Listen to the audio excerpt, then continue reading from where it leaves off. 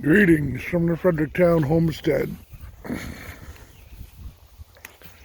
My thought is this lawn doesn't really need mowing, but it's in the shade and I could use the clippings.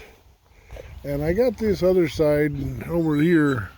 I got that done yesterday, and it's Sunday, a day to give God his due. And what better way to worship God than to make his creation look just as good as possible. Mowing this will make it look better.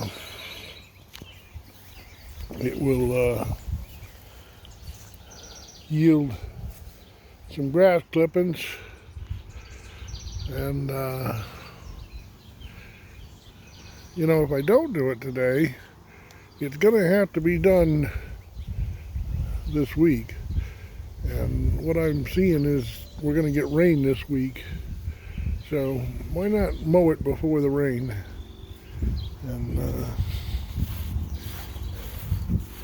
if I get that done, and I still got more, I got a 4:30 pickup that's an hour away at least today.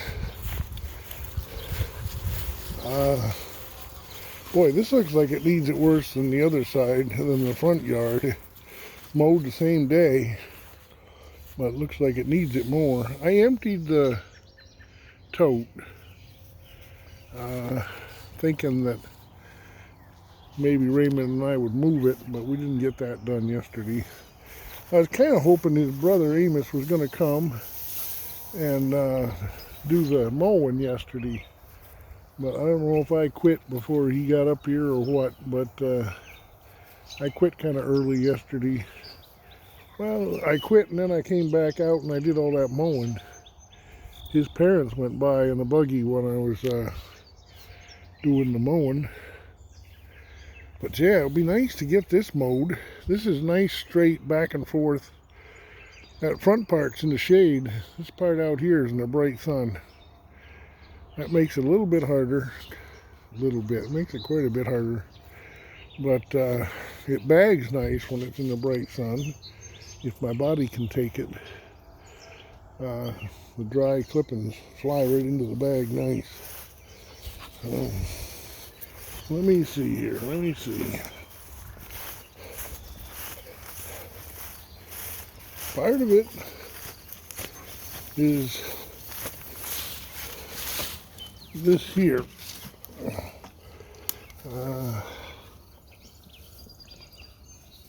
I got enough gas. This is the gas I use for the mower. It's non-vegetable oil,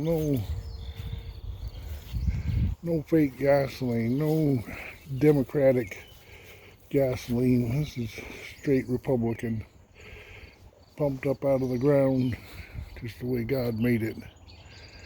For a man to think that he can make gasoline from corn has been proven over and over again not to be the case.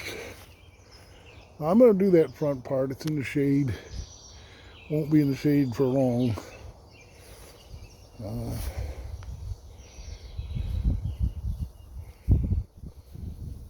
Got a lot of pine I could be planing today. I want to plane up. You see all that pile? If I can get it to come in. That pile there that's in the way, up beyond the stack, that's all pine. And my idea is to plane that all up and make use of it somehow other than burning it. Burning it creates creosote, and we don't want that. It is amazing, I'll tell you, to look out the kitchen window at these gardens. That's the kitchen window right there, the first one on the additions. And I'm standing about here where I'm a little bit higher when I went to the kitchen window, but that's the view you get with the 2 fields of blooming radishes. Raymond and I went out and he asked what that was blooming. So I pulled one to see what it was. And lo and behold, all these white blossoms are the radishes in the cover crop. That answers that question. I want Amos with his sickle bar to mow that strip along there. It's gotten beyond me, but here's what's blooming. You see that? It's radish. White radishes. And Raymond asked, "Oh, you gonna harvest them and make money out of them?" That's not the idea. This is a cover crop. And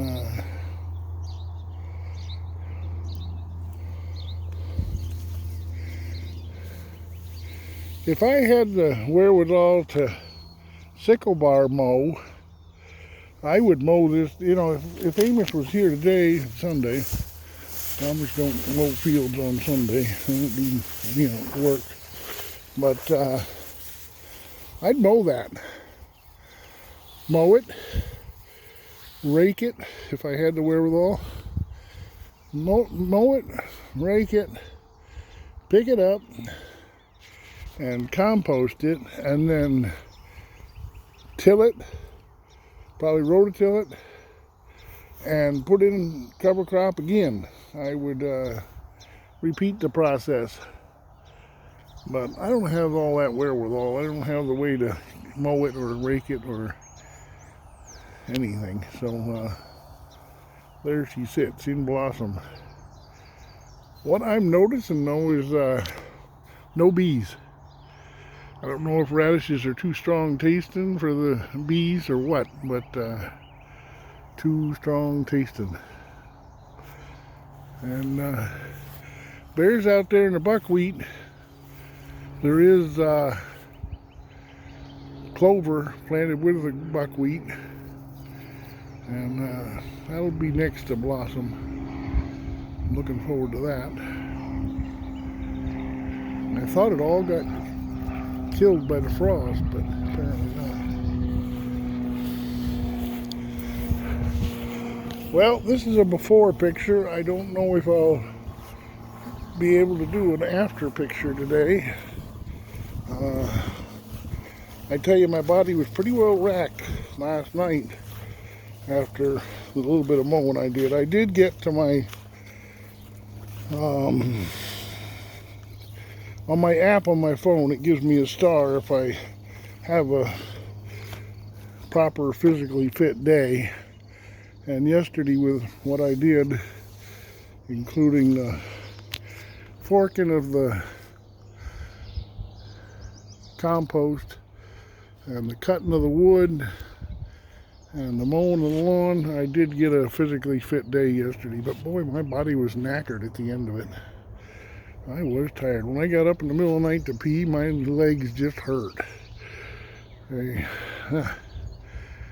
Oh. I had a answer to one of my videos that said I need iron, asking if I go to the English doctor. I don't go to the English doctor. I have English insurance because I'm old, born in 1951, but that bought my implant, my cochlear implant. That was good for $100,000. The insurance, Social Security, whatever it's called, paid for that. But when I went to the doctor, I said, if it ain't broke, don't fix it. I'm good the way I am. And he says, oh, you're not good. I can make you so much better. I can give you pills for this, that, and the other, and operate it on you, and make you this, and make you that, and test you, and I said, let's just leave it the way God made it, and call it good. You see, I've already done more than most people, more than I feel is due. I've already done more. Ooh, the shade feels good. Yeah, I've already, I've been around the world. I've written 2 books, neither one of them published publicly. Done a lot of writing. I'm the world's leader in online map data gathering in both Mapillary and in Karat or OpenStreetCam. I've homesteaded and done most everything that you can do homesteading on YouTube. You can see it on YouTube. You know, I was watching Red Tool House this morning talking about what you need for chicken butchering day. He had a pretty good video, Red Tool House, Troy McLaughlin. He had a very good video on what you need for chicken plucking day, chicken killing, butchering day. And before YouTube was invented, I did all that. On Wednesday, every other Wednesday, we'd do 150 birds for the summer and the fall. And we had, I guess, more equipment than what he talked about. We had a walk-in freezer, and he talked about chest freezers. We had a scalder. His scalder cost $3,000. Ours didn't cost that much. Ours was a heated pressure washer, actually, that ran into the tank with a thermostat on it. We set that at 59 degrees. He says the temperature for scalding and dipping of birds is lower than that by about 5 degrees. And we found that if you went with his temperature, you didn't, the feathers didn't come out. Our birds didn't get cooked, skin didn't get cooked by putting them in 159 degrees.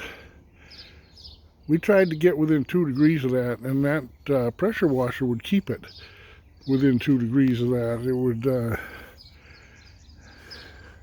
It was constantly adding just a mist of water at the right temperature and underwater, so it wasn't making a mess. And we had a drain line that went off of it into the woods, and we had cleaner water that way than most scalding tanks, because we were always running new water into it at the right temperature, and fresh water, clean water. So it was always diluting the mess from the chickens. But you know, I did all you can do homesteading, I think. I haven't done a big rabbit operation, but I've done pigs, I've done chickens, I've done meat birds, I've done egg birds, all the rotational grazing of pigs and poultry and waterfowl, and building a pond, and all before YouTube was invented. Now YouTube's in here, and there's a bunch of people telling people how to do things, and I'm not here to tell you how to do things, but I'll tell you some of the ways that I did things, maybe, as time goes on. I'd really like to be doing pigs here. The season's going by right now. You should have your pigs in place by now. But my friend Charlie Spalding in New Hampshire, he called me up and he said he paid $125 for his pigs. Boy, think of all the pigs I sold for 40 bucks a piece and 35 bucks a piece. Wow. But pigs are expensive this year because of all that's going on. All the craziness. But yeah, I should get to mowing. I've been standing here talking to you for 15 minutes. Just thinking that I've done all this, and there's no need to really prolong things any longer than they will go naturally. See, I thought I had a really good thing here with this homestead. I thought I could help some family to learn how to grow their own food, to do a chicken operation with 3 layers, maybe 3 layers. That's kind of a pun almost. But do meat birds in chicken tractors, move them around here on all this lush grass, and do raise up egg layers. They would also be moving around on all this grass, and we'd make a coop for them in the barn for the winter. But so there you got 2. You got the meat birds and you got the egg birds, and the 3rd layer would be egg birds ready to lay. They got the advantage that they all go away at about 18 weeks, I think it is. You raise them up on your lawn, you move them around every day, you feed them grain, but they eat naturally off the lawns, and they make your grass greener. See, I'm taking away from this lawn every time I mow. I take the grass and I put it in the compost. That's taken away from the grass, and we really should be giving it back. This area here really needs some TLC, some chicken poop. And yeah, move them across here every day. 3 different layers, 3 different groups. The meat birds, the egg birds, and the ready to lay birds. And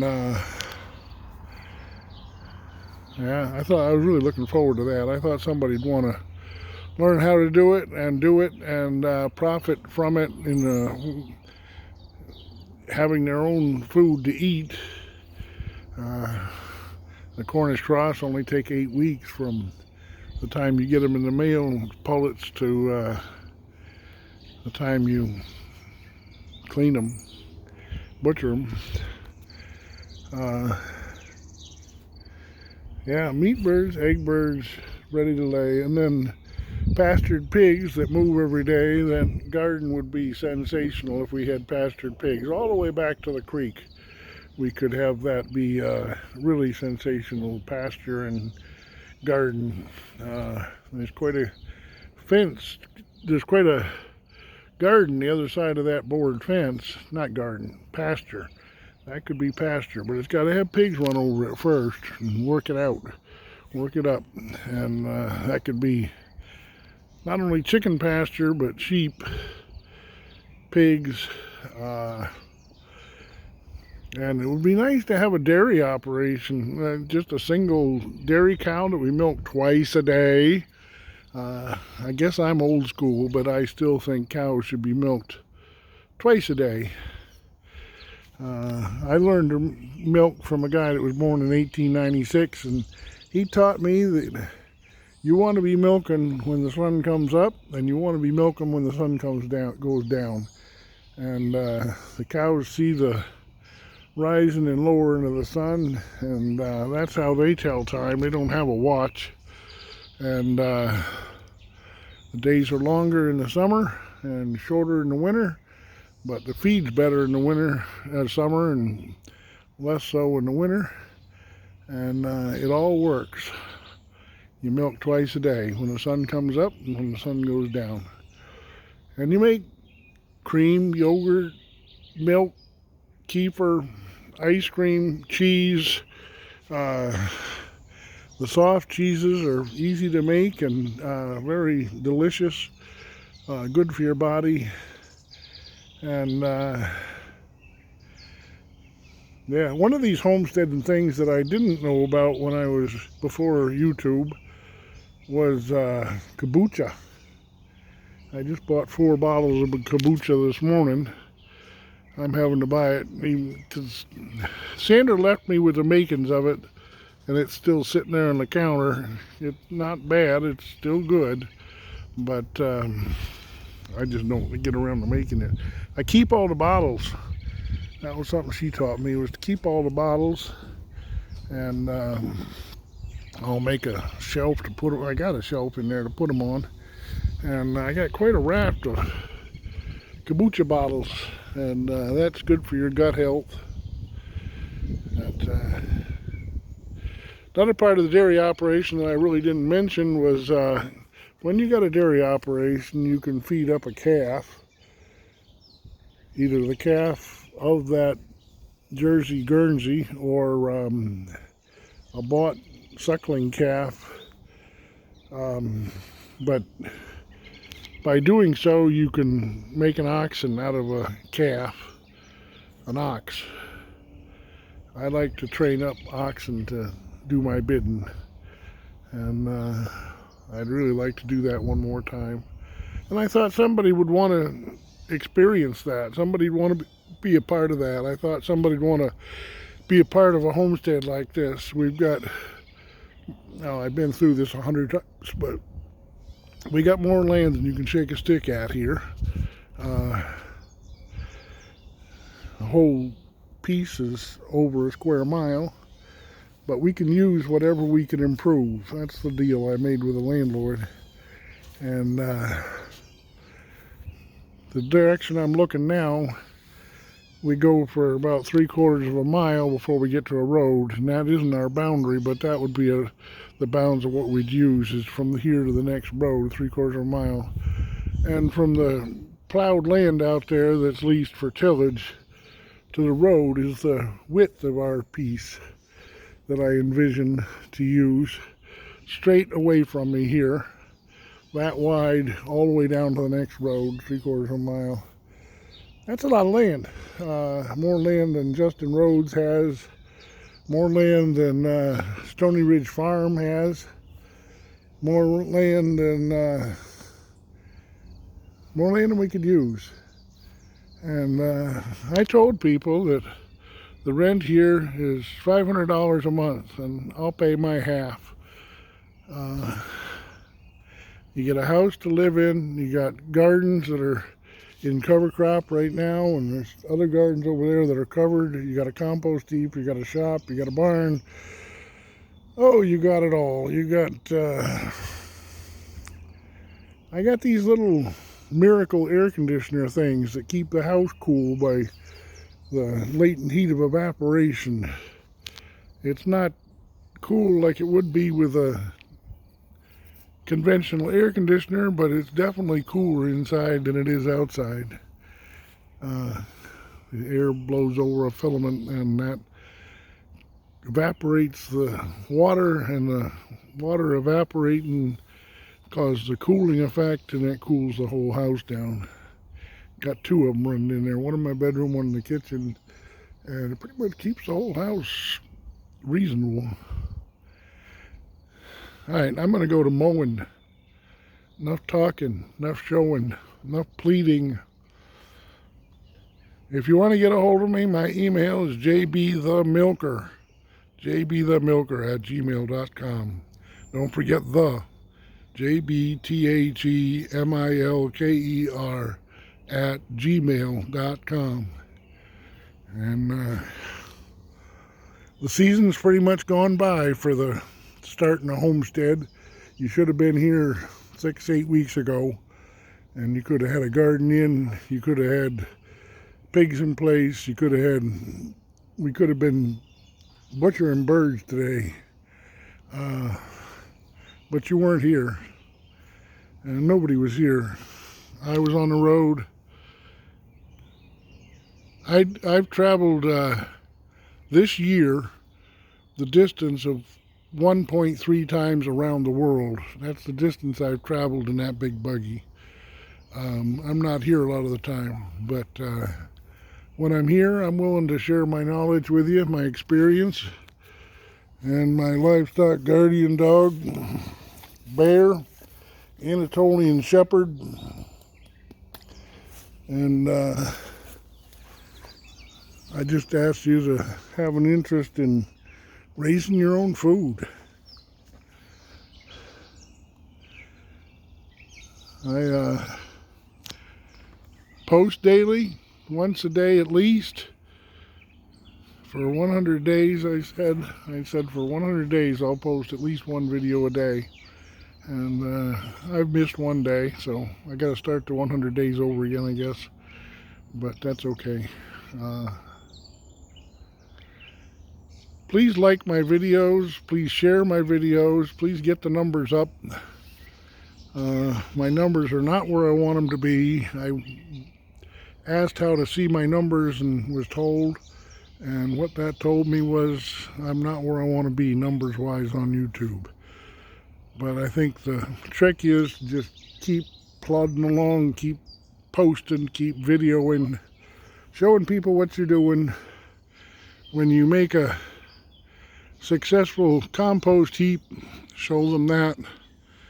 And show them what you're doing in the shop. Show them your lawn mowing. I was thinking of showing you how I made my dinner last night, but I didn't do that. All right, God bless from the Fredericktown Homestead.